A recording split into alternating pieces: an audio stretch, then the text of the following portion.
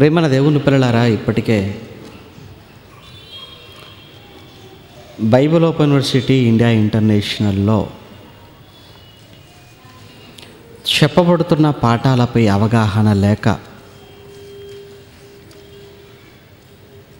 చాలా భిన్నంగా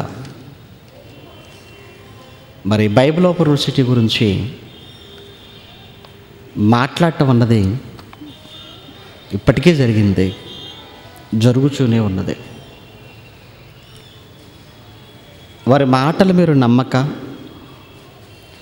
వారు చెబుతున్నది మీరు పట్టించుకోక, బైబిల్ ఓపెన్ యూనివర్సిటీ ఇండియా ఇంటర్నేషనల్లో జయశాల గారు మాట్లాడిన సీడీలు కానివ్వండి, ఆడియో క్యాసెట్స్ కానివ్వండి, లేదా వారు రచించిన జయశాలి సింహగర్జన అన్న పుస్తకం కానివ్వండి, ఇవి మీరు స్వయంగా వినటం, స్వయంగా మీరు చదవటం చేసిన తర్వాత బైబిల్ ఓపెన్ యూనివర్సిటీలో చెప్పబడుతున్న బోధల విషయంలో మీరు ఒక నిర్ణయానికి, అభిప్రాయానికి రావటం మంచిది అని మీకు తెలియజేస్తున్నాను.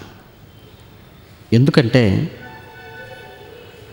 పూర్తిగా BOUIకి పూర్తిగా జయశాల గారు మాట్లాడుతున్న ప్రసంగాలకు పూర్తి వ్యతిరేకతతో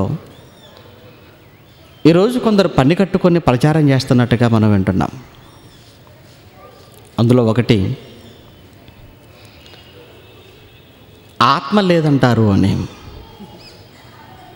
బైబిల్ ఓపెన్ యూనివర్సిటీ వాళ్ళు ఆత్మ లేదంటారు, పరిశుద్ధాత్మను నమ్మరు అని. ఆత్మ లేదని ఎప్పుడైనా ఎక్కడైనా ఎవరైనా చెప్పంగా మీ దగ్గర ఏదైనా ఆధారం ఉందా? ఆత్మ లేదని చెప్పటమా? పరిశుద్ధాత్మ ఎవరో, ఎప్పుడు వచ్చాడో, ఆయన చేసే పనులేంటో, ఆయన ద్వారా మొదటి శతాబ్దంలో జరిగిన కార్యక్రమాలేంటో, ఇప్పుడు ఏం జరుగుతున్నవో అన్న ప్రతి విషయాన్ని 66 పుస్తకాల్లో నుంచి బయటికి తీసి ప్రపంచానికి జయశాల గారు చెబుతుంటే ఆత్మ లేదని ఆయన మీద ఒక అభాండాన్ని వేస్తున్నారంటే. ఇక స్వస్థతలు లేవు అని కూడా అంటారని మరి ఒక రకంగా మాట్లాడుతున్నారు. ఈ విషయంలో కూడా ఎప్పుడూ స్వస్థతలు లేవు అని చెప్పలేదు, కానీ స్వస్థత వరాలన్నవి అవి మొదటి శతాబ్దంలో ఆగిపోయాయి. ఇప్పుడు స్వస్థపరిచే వరం ఎవరికి లేదు అని చెబుతున్నామే తప్ప స్వస్థతలు లేవని కాదు. దేవుడు తనకిష్టమైతే నిన్ను బాగు చేసుకుంటాడు. నీ అవసరత ఉందనుకుంటే దేవుడికి, ఆయనకు నువ్వు ఉపయోగపడతావు అనుకుంటే, నీ వలన పని జరగాలి అని ఆయన ఆశపడితే ఆయన నిన్ను స్వస్థపరుచుకుంటాడు. అంతేకాని ఎవరికో వరం ఉందని, ఆయన యొద్దకే వెళ్ళాలని, ఆయనకి ఎంతో ఇవ్వాలని, అప్పుడు ఆయన ప్రార్థిస్తే నాకేదో రోగం పోతుందని నువ్వు అనుకోవటం అది తప్పంటున్నావు. అంటే క్లారిటీ ఉండాలి. ఎందుకంటే టోటల్గా పూర్తిగా మార్చేశారు. మనం చెబుతున్నది ఒకటి, మన గురించి బయట వారు చెబుతున్నది మరొకటి అయిపోయింది. కనుక ప్రేమన దేవుని పిల్లలారా, ఈ విషయంలో మీరు చాలా జాగ్రత్తగా ఉండాలి. ఇక మరికొంతమంది అంటున్నారు, అసలు ప్రార్థన చేయొద్దంటున్నారండి అని. ఏమండి, ప్రార్థన చేయొద్దంటారండి?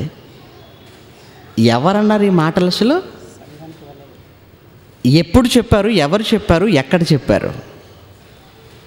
ప్రార్థన చేయొద్దు అని మేము చెప్పడం లేదంటే ప్రార్థన ఎలా చేయాలో నేర్పిస్తున్నాం. ప్రార్థన చేయొద్దని కాదు, అసలు మీకు ప్రార్థన చేయడమే రాదు అని మేము అన్నాం. మీకు ప్రార్థన చేయటం రాదన్నామే తప్ప మీరు ప్రార్థన చేయొద్దని కాదు. మీరు ముందు ప్రార్థన చేయటం ఎలానో నేర్చుకొని ఆ తర్వాత మీరు చేయండి. ఎలా చేయాలో తెలియక మీరు చేస్తున్నారు అన్నామే తప్ప ఈ మాట పట్టుకొని అసలు వీళ్ళు ప్రార్థనే చేయొద్దంటున్నారండి అని మన గురించి బ్యాడ్ ప్రాపగాండా. ఇక ఈ మధ్యకాలంలో మరికొంతమంది అంతైనా అలంకరించుకోవచ్చు అని చెప్తున్నారండి వీళ్ళు. అలంకరణ దేవుని రాజ్యానికి ఆటంకం అంటే ఏం చెప్తారు, కాదని చెప్తారు కదా, అంటే అలంకరించుకోమని చెప్తారన్నమాట అని వాళ్ళ దగ్గరికి వెళ్ళిపోతేనండి అంత భిన్నంగా చెప్తారండి బైబిల్కి అన్నారు. బైబిల్కు భిన్నంగా, అది నీకు భిన్నంగా చెప్పచ్చు కానీ బైబిల్కు భిన్నంగా ఎప్పుడు మేము చెప్పాం. Bible open university India international అంటే బైబిల్కు ప్రతిరూపం. బైబిల్లో ఉన్నది చెబుతారు, బైబిల్లో ఉన్నది చెయ్యమని క్రైస్తవులను హెచ్చరిస్తారు. అంతేకాని ఏదో మీకేదో భిన్నంగా ఉండేసరికి అవును మీకు ఎందుకు భిన్నంగా ఉందంటే మీరు బైబిల్లో ఉన్నది చెయ్యటం లేదు కనుక మీకు భిన్నంగా అనిపిస్తుంది.